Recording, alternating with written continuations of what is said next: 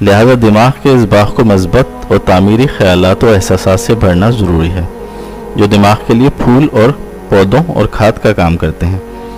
اپنے وقت کو تعمیری اور تخلیقی کاموں میں صرف کیجیے، کچھ نیا کر کے دکھائیں اور آگے بڑھنے کے مواقع تلاش کیجیے۔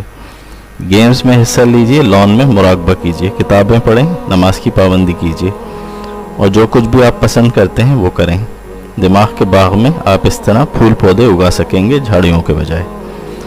فطرت کے قریب رہیں، درختوں کی بات چیت سمجھیں، پرندوں کا گانا سنیں اور بہتے پانی کی آواز سنیں۔ باغات میں جائیں، خوشبودار پھل پھول سبزیاں ذہنی اور جسمانی تندرستی کو بڑھاتے ہیں، خوشبو کا بھی استعمال کریں۔ اسی طرح جنگل یا دیہی علاقوں میں سائیکل چلائیں، پیدل چلیں، چہل قدمی کریں یا پھر دوڑیں، یہ سب مزاج اور خود اعتمادی کو بڑھاتے ہیں۔